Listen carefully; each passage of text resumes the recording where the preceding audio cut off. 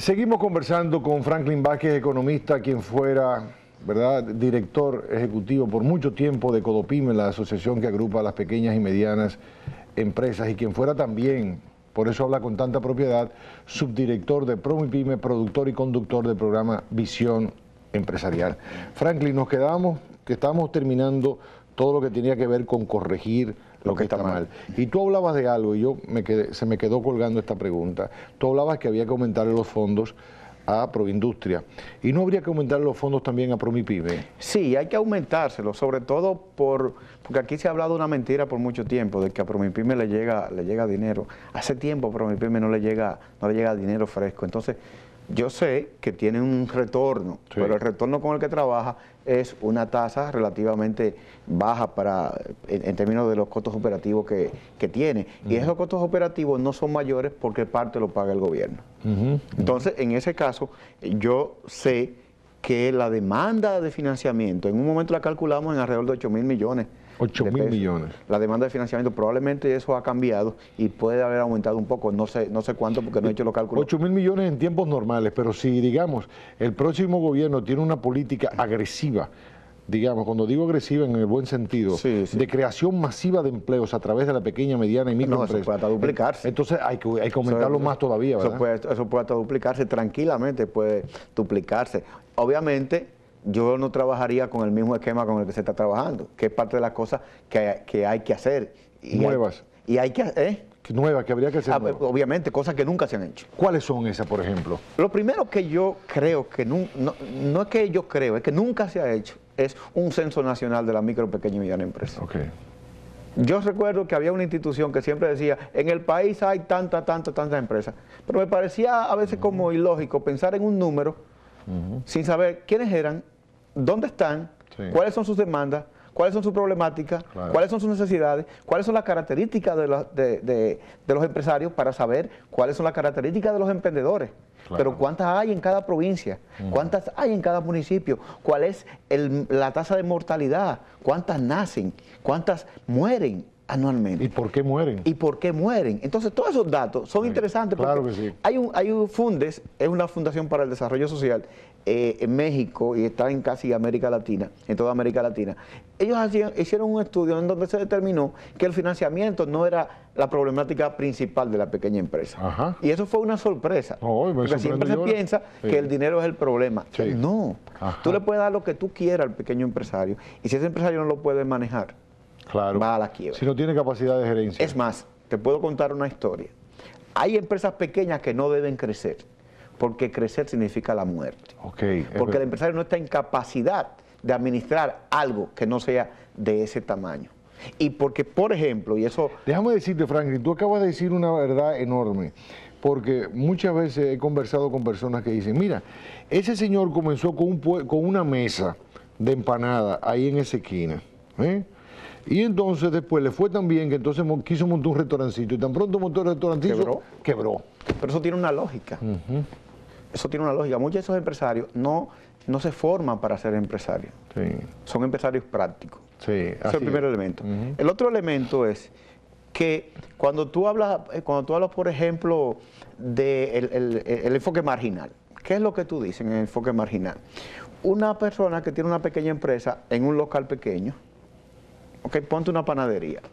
El hombre diariamente produce 5 sacos de harina. Con eso produce una cantidad de panes y lo vende bien. Y tiene 5 empleados en un área de unos 30 metros, 40 metros. Si el individuo se quiere expandir y duplicar la cantidad de harina, ¿qué es lo que tiene que hacer? 10 sacos, sí. ¿Qué es lo que tiene que hacer?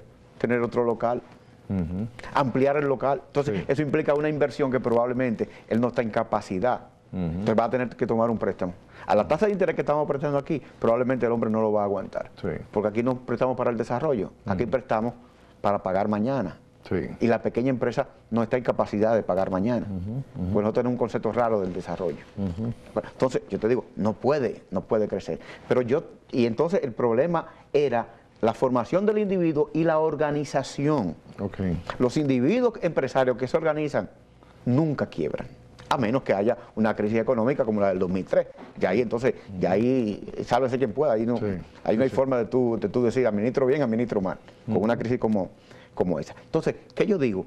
Para tú definir políticas públicas que sean coherentes, aplicables y viables, tú tienes que conocer.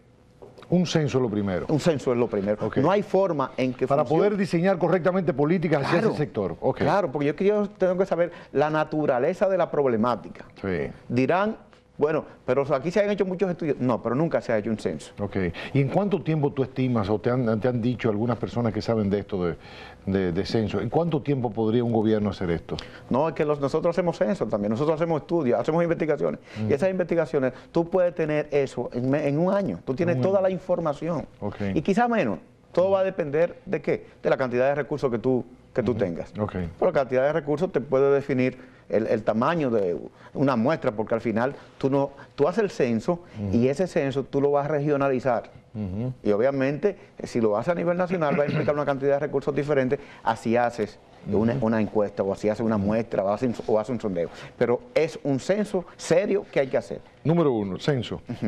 Lo segundo que tú tienes que hacer es un proceso de transformación productiva de la pequeña y mediana empresa. ¿Qué quiere decir eso? Eso significa lo siguiente.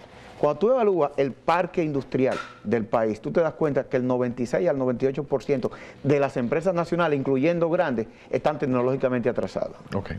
¿Qué significa eso? Un problema de productividad, un problema de rendimiento, un problema de eficiencia. Eso implica que los costos son más altos, por lo cual entonces no puede vender a precios más baratos. Así es. Entonces, esa transformación hay que hacerla. Nosotros comenzamos haciéndola para la gente de los industriales de la harina. Los industriales de la harina tenían hornos de leña. Sí. Que estaban acabando con los bosques. Lo transformaron en gas, entonces. En gas, pero no solamente eso. Hay también hornos eléctricos que se importaban de Italia. Y entonces, eso pasó a ser un cambio fundamental. Ya tú no oyes que se trabaja con leña y carbón. Entonces, eso es un proceso de transformación. Pero eso yo lo haría en todos los sectores de la pequeña empresa. Lo haría en la metalmecánica, lo haría en la fabricación de muebles. Porque una de las cosas que nosotros tenemos que entender es que la producción industrial es la producción que agrega valor a la economía, no es el comercio y el servicio. En eso entonces, Franklin, volvemos a algo que tú señalabas ahorita. Se necesita financiamiento, pero financiamiento a largo plazo. Financiamiento de largo plazo. Eso no lo hemos entendido nunca en este país. Y entonces, en ese sentido, yo propongo también algo que nunca se ha hecho y es una idea que he venido generando a través del tiempo, porque siempre se ha hablado de un fondo de garantía. No, yo no quiero fondo de garantía. Yo quiero un fondo de capitalización con participación accionaria de la propia pequeña empresa. Explica eso. Eso es lo siguiente. Yo tomo a Promipyme, los recursos de Promipyme. Promipyme se queda haciendo una labor de asistencia técnica. Pero tomo el fondo. Le sacamos la politiquería a Promipyme, le damos los recursos que hay que darle. Y los recursos que actualmente tiene, y algo del Banco de Reserva también, que también tiene un programa de pymes, lo tomo. Ese es un fondo de capitalización, voy a capitalizar eso. Pero ¿qué pasa? Tú vas a comenzar a prestar, primero como un instrumento de segundo piso, no de manera directa. Entonces, eso lo que te va a permitir ahí es garantizar, ¿de acuerdo?, los préstamos a la pequeña empresa que dé el propio sector privado, pero con una diferencia. ¿Cuál es la diferencia? Que en la tasa de interés que te voy a cobrar al pequeño empresario, voy a tener un margen, un 1% o cualquier, lo que dé, un margen de que tu aporte a la tasa de interés va al fondo de capitalización. Entonces, tú eres un accionista del fondo. Y así se van a consignar como accionista. O sea, que tú sabes que esa es tu contribución. Exactamente, porque eso se hizo en Brasil. Sí, yo eso no lo está inventando Franklin. No lo estoy inventando, yo le estoy poniendo algunos elementos. Tú lo estás platanando, pero ya tú tienes la versión. Y algunos elementos, pero también lo que ha ocurrido en Alemania. Entonces, ¿qué es lo que yo digo con esto? ¿Qué es lo que tú vas a lograr? Tú vas a lograr primero que el pequeño empresario sepa que él no puede dejar que el fondo quiebre. Claro. Porque él es socio del fondo. Sí, él es un doliente. Exactamente, él es un doliente. Pero adicionalmente a eso, él se va a beneficiar. ¿Por qué? Porque la tasa de interés que va a pagar por los préstamos es menor que la tasa que pagaría si no estuviera el fondo. Porque el hecho de que haya un fondo de capitalización en donde yo soy accionista y eso va a garantizar préstamos de otras entidades, eso implica que la tasa de interés tiene que ser mucho más baja. Ese fondo de capitalización, la gestión